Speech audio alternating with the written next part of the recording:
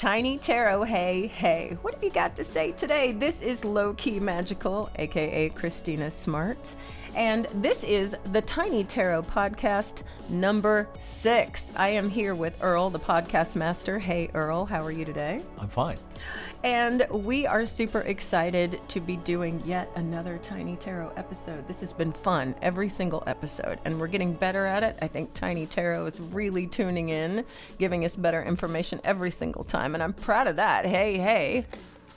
Having a drink. And then do not forget that Tiny Tarot is on Facebook, Instagram, YouTube, and these reads are on Rumble and YouTube as well. So, Earl, today we are talking about sibling relationships, and that is something that in the moment I thought, should I? But I just came from a wonderful birthday lunch with my brother and sister, who both celebrate a birthday very close together, and I thought, and I work with mine, and you work with yours, and I've got kids, and they are all in their own gosh, there's like 5 of them, and they're all in their own relationships back and forth. And I think how interesting that sibling relationship is. It really is like no other, because you guys are coming into the world not knowing anything,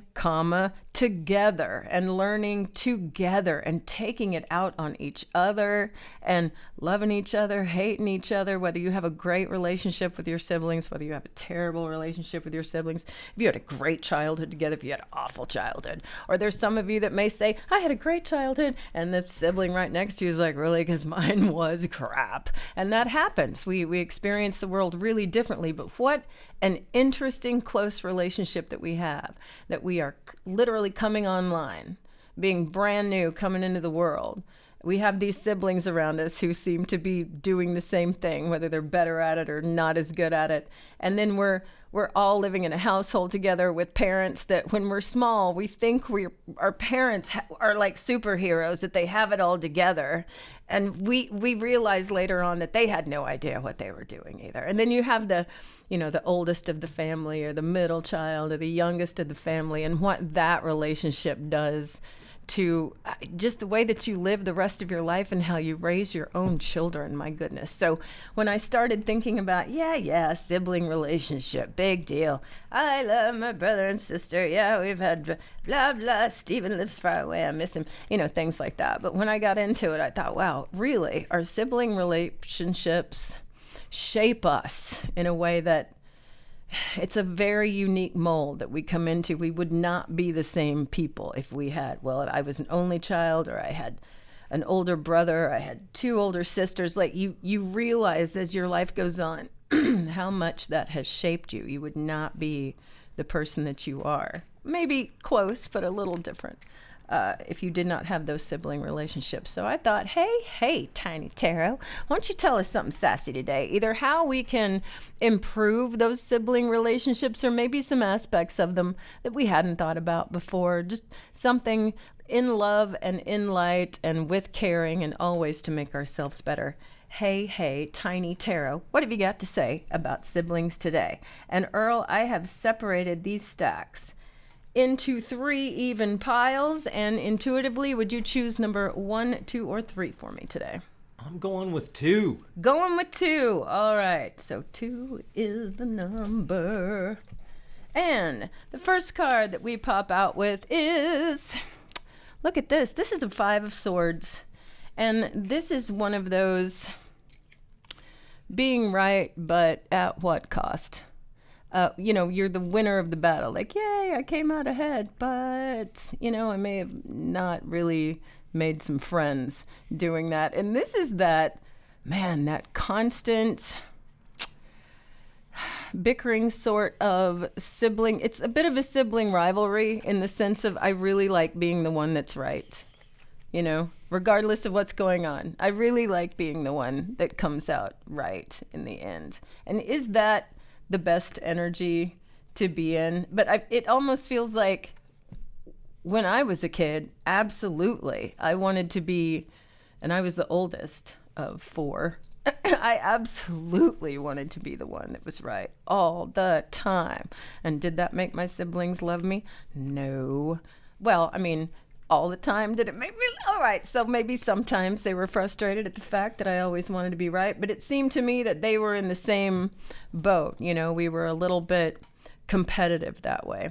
So this has to do with, you know, picking arguments sometimes, but wanting to be right.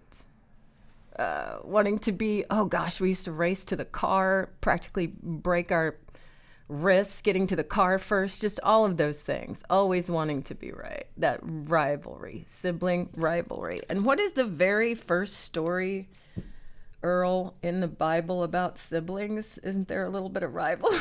Yeah. One bonks the other one on the head, and it's So a murder. It's a murder story. I do believe that the nature of I wish someone siblings would fund me to do a modern documentary. Like, I've been watching all these serial killer documentaries and murder mystery documentaries and stuff lately. I'm sorry to confess that. No, out loud. go ahead. These things are so well done and fascinating, and I've always wanted to do one of those, but it's about Cain and Abel. Yeah. with the witnesses and stuff, you know.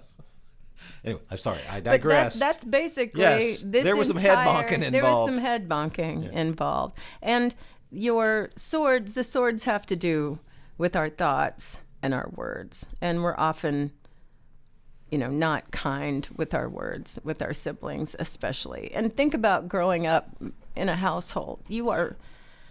As a child, you are learning how to behave socially, and your family is a microcosm of the rest of the world.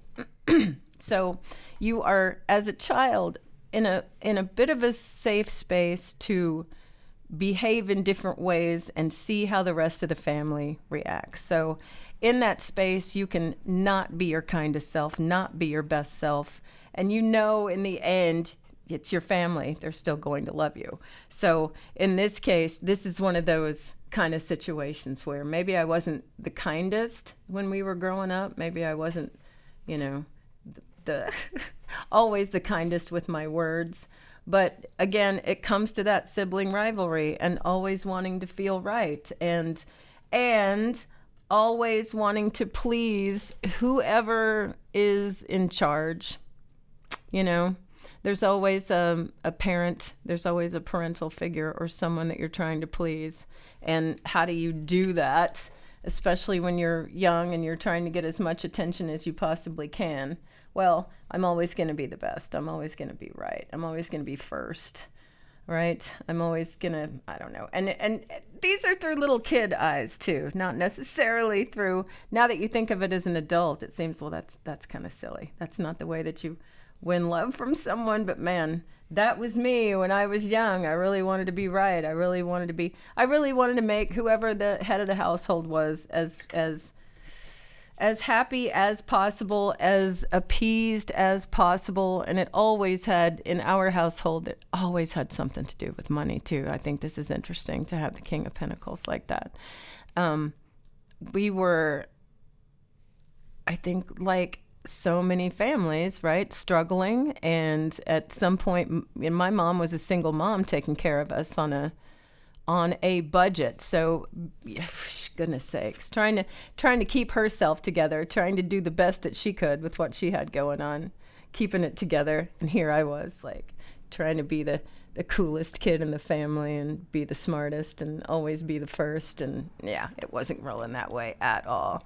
So the way that we look at this in a family dynamic, we get to bounce this real world relationship type scenarios. We get to have the arguments with the people that care about us here before we go out into the real world and feel that. We get to, like, bump ourselves around in the padded room and, this sounds terrible, abuse each other a little bit before we get out into the real world and feel what that's really like. You know, out in the real world, these are not people that love you first and foremost.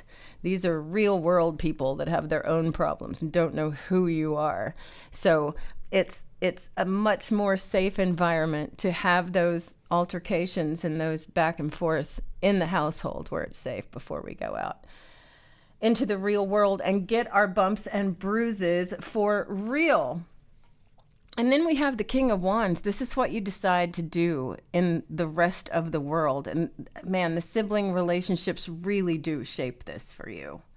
Who were you in your own family relationship? Were you someone who was always a peacekeeper? Because then it tends to affect what you do later on in life. Were you the one that made everybody laugh? Were you that second kid that just doesn't really care and loves to make everybody laugh, and you go on in life and become a comedian? How your sibling relationships come together often affect what you do later on in life. And if you were someone who, if it was competitive, if it was a bit of a struggle, how did that hone you? If you had a competitive relationship where you did want to be the best, you did always want the attention, you did have something to vie for, you did feel like there were finances that you kind of had to jockey for to get what you needed, you did kind of have to perform a little bit to keep the head of the household as happy as possible. How did that shape you? How did you move out into the rest of the world? What did you go into something creative? Did you go into something where you're helping others? Did you go into something to help you feel your worth? If you were in a station in your home where maybe sometimes in these little battles that you felt like you were feeling, in these little contests that you had, maybe sometimes you felt like you fell short. I was not the kid who got the attention. Sorry. I was not the kid who was doing the dance for everybody. I was not.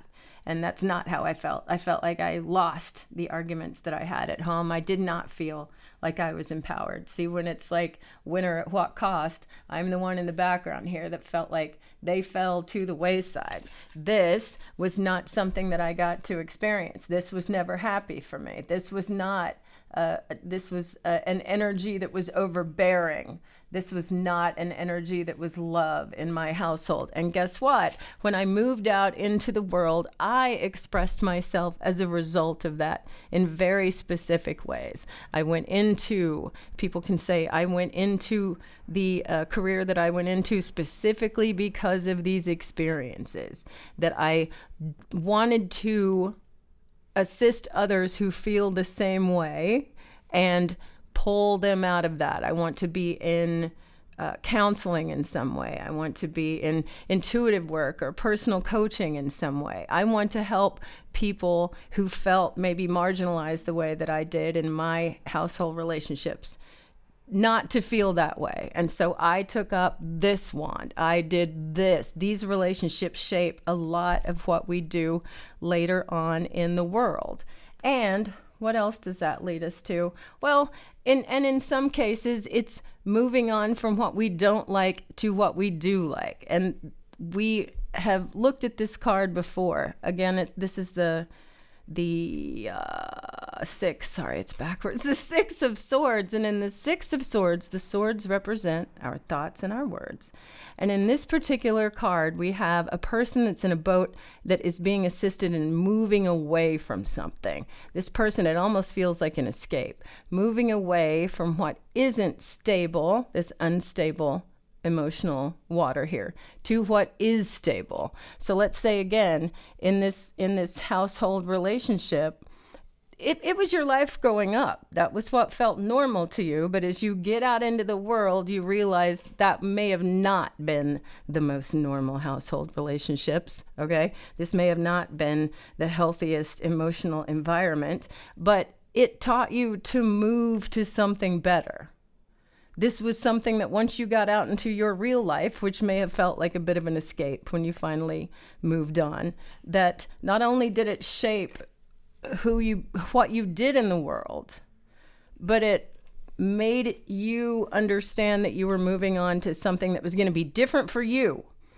It's setting that, all right, now first we were starting out like sibling relationships, but let's just talk about just the family dynamic that a lot of us, if we're here in this aggregate consciousness, then probably a lot of you are in this same vibrational thing that came forward here. So let's talk about this kind of family relationship where there was some competition. It did not feel even to you. Whether that's really, you all could have different memories of everything that went down, doesn't matter. But there was some conflict, and sometimes it felt best to be, well, I'm right. So regardless of how this played out or what you think happened or what you think dad did or whatever, I'm going to be right. Meh. And everybody just goes on with their lives because it was too hard trying to please this all the time, and bleh, we're just going to leave this behind. No big deal. I'm just going to be right. And maybe that messed with some relationships. However, you learned from that. It affected who you were. It affected what you decided to do out in the world.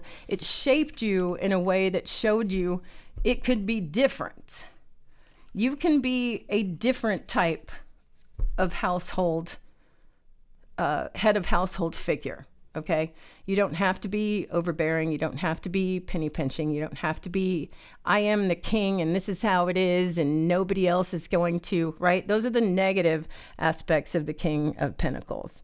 Just overbearing and materialistic and nothing else matters but what's right. If these bills aren't paid, the whole world is going to fall apart. All right. That may have been the environment that you came from. And because of that, it caused a lot of conflict and a lot of competition, feelings of competition and feelings possibly of inadequacy. And it shaped what you decided to do in the world. And it gave you a very clear view. Tiny Tarot, goodness sakes, thought this was going to be all light and shiny today. Nope. It gave you the understanding that, guess what? That may have been what I came from. But that's not what I'm going to. That may have been what I was born into, but that's not the way it's going to be for my kids. That is absolutely, that may have been the way that I allowed myself to be treated. And one of the reasons why this card comes up is because this gets repeated in relationships. So let's say that you had an unstable household that was, very conflicting and very, maybe a little bit tyrannical and emotionally unpleasant at times. And then you find yourself moving out into the world. All right, I'm going to move out into the world. I'm going to do my own thing. I'm going to be the king of wands. It's me now. You're not going to tell me how to live my life, right? And then you get out there, and what do you find yourself in? A relationship that is very similar. You find yourself having the same kind of arguments. You find yourself feeling that same kind of inadequacy.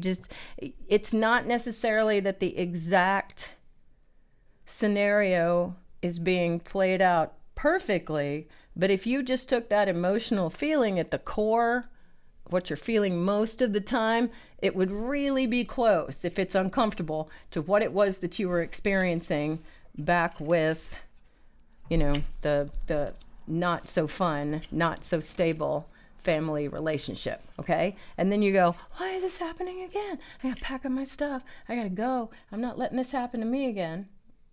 That's exactly, you're just playing that over and over again because that was your comfort zone.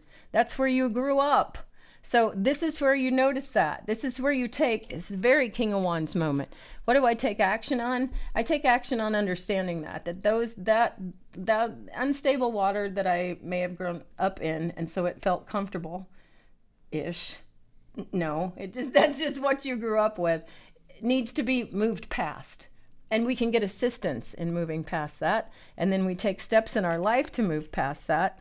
And in some cases, we see our siblings do that, or we think that we can't really take action or change unless our family can also be healthy. It's okay if one of you is in a healthier place than another one. It's okay if not every brother, sister, adopted cousin, whoever agrees on everything that happened.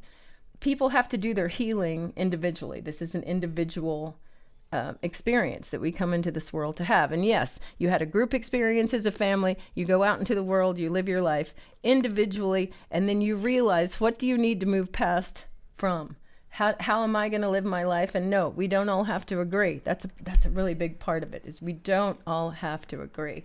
And here we have this Knight of Cups, and this is wonderful because this is that offer of love. And this to me is a big message of healing, first of all, that at the basis, whether we feel it right now or not, at the basis of all sibling relationships is love. Only because there is a thread of creation that runs through you that is nowhere else. There is no other bond like that bond. So regardless of how you choose to see it, the underlying message of love that comes through that is constantly there. Now, let's look at the types of sibling relationships that people have. There's somewhere it's great. We talk all the time. It's somewhere, well, we don't talk as much as we used to. And then I talk to people that are like, man, I wouldn't talk to him if it absolutely, and see all of that, every single one of those, even though some are acknowledging the love that's there and some that are absolutely denying the love that's there, it really doesn't matter how they're feeling about it in the moment. That thread is there, whether you choose to see it as a positive thread or not. That love that permeates creation, permeates that relationship in a very different way than it would if this was just, a boyfriend that you had at a time, or even a really close friend. That sibling relationship it's got a magic aspect to it. And this is remember the Knights have a code that they live by, and they have something that they're always moving towards. And in this case too, he's holding the cup, and the cup represents love, and the cup represents those things that you really do care about. There are experiences that you had together as siblings that no one else will be able to say that they shared those experiences with you, however you choose to see them. But and even in those places where maybe it feels like there are more negative memories than there are positive, remember, if you can really remember being a kid, there were just some times that were joyous. Even if you were in a puddle of mud and there were moments like, let's say, in my case, like, let's say this one was out of town. Like let's say, dad was gone. The force that was very negative in our lives was gone. And for a little while, we just kind of felt like we could be wild kids and get as messy as we wanted. And we knew that there was going to be a reckoning when that came back. We knew. But there was these freedom moments. There were these joyous moments. There were these rebellious moments. There were these shared memories that cannot be taken away by anybody. And that's part of that thread of love, that regardless of how you're choosing to see each other right now, or how you're choosing to define the relationship as you look back, this does not change. It stays. It continues. It is there, whether you choose to recognize it or not. And that is a wonderful feeling to me. Like, please understand, Tiny Tarot says, the sibling relationship is like no other. And if you have chosen, and we say that with a lot of things, the mother and child relationship is like no other. A truly devoted husband and wife relationship is like no other. But this sibling relationship is set up in a specific way, I feel. And these are intuitive messages that are coming through.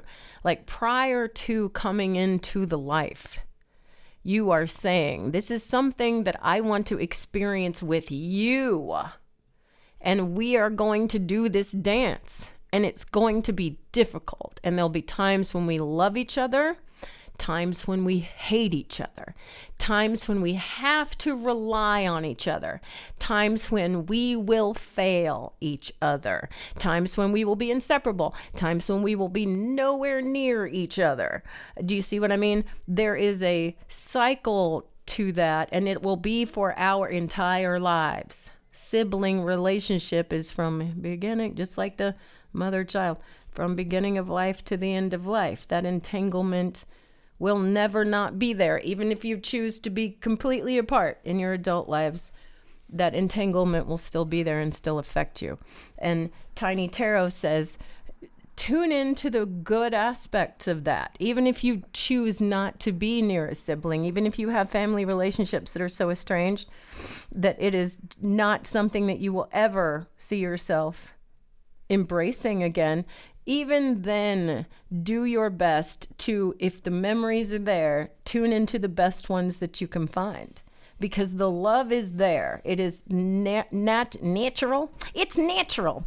It is natural. It's just part of that woven in relationship. I'm seeing it like a crocheted Afghan. Like those fibers, or that fiber of love and connection is absolutely woven in to the relationship, regardless of how you have chosen to view it through the lens of your experience. And it may be a negative lens right now. It could be a positive one. It could be one that's in flux, where you're kind of making decisions about how you feel, about how things have happened and turned out in your life and your family. But always understand that the energy is moving towards more organization, better feelings, healing. It's all about healing. And no, not everybody has to be on board with healing. You can heal while other people are wallowing in the mud if they want to be. All right, Tiny Tarot, tell me what's up next. Oh my, Justice. This is not the first time that we've had Justice come in at the end of the read. And so the first thought of this is understand that the scales will always balance. The scales will always balance in the end. And what does that mean in the end? Because the universe is kind of endless.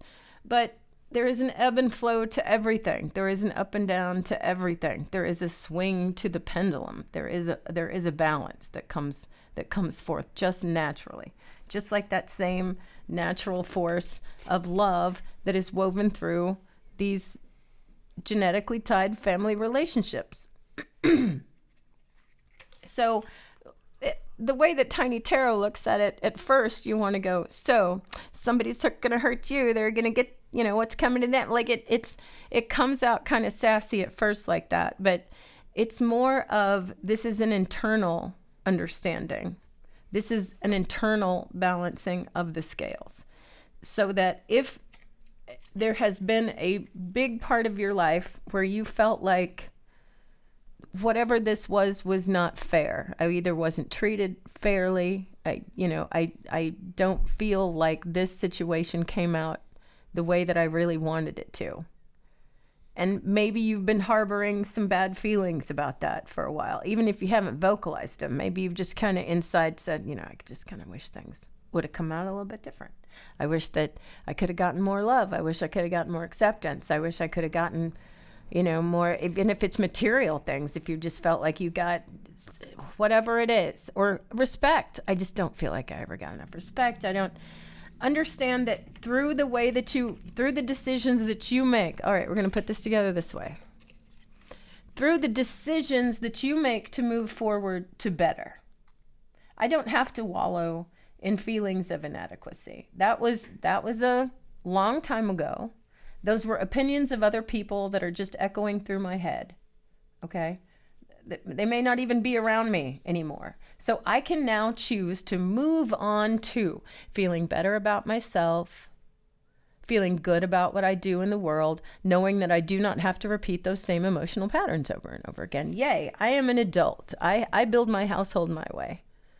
I think about myself the way I want to think about myself. I don't just echo other people's opinions of me anymore. See, that takes some effort. That takes pushing away from shore. That takes showing some faith and moving forward. That takes counting on some people to assist you, that you can heal, that you can find the right therapy, that you can have the right conversations, okay? That you can move towards those relationships that really are what you want, that you can do the things in the world that mean something to you, King of Wands. The actions I take in the world are going to benefit me. I'm no longer trying to appease a giant adult who, has opinions that I don't agree with and maybe is making my life difficult. Okay, this is no longer there in the life. This is now, I get to move forward and do what I want to do in my life, understanding that through all of this effort that I'm taking, love is there. Okay, love is always there. It may not be out loud. It may not be vocalized every day. It may be coming out sideways. But regardless, even if I have zero contact, I can just understand that under everything is that current of love connection. Whether it's acknowledged or not, it's there. It doesn't stop. It's a power of the universe. It's going. And as part and parcel in that, justice. And the biggest justice is the fact that you feel good, that you're healthy, that you're emotionally stable. Justice. Despite everything that I came through, I am my own person. I feel good. I am emotionally stable. I am healed. I am not bringing forward these negative generational behaviors that have been going on for who knows how long. Justice. That feels like justice to me. That, familial abuse or religious trauma or whatever it is that people have had to, whatever this can represent. I mean, part and parcel, this is a big part of family abuse comes from this view that we've had that, goodness sakes, there were these men that could not express themselves emotionally that have been learning these behaviors from their fathers and so on and so forth, and women that were allowing themselves to be oppressed and pushing that forward, that it's okay that we're oppressed, right? No. The justice that comes back around is that regardless of all of that, regardless of how long some of those relationships have been carrying forward negative behavior, generation after generation, that we have had the strength to say, what really matters through this is that unending love that I'm going to focus on. I'm going to take the steps that I need to take to heal myself today and to stop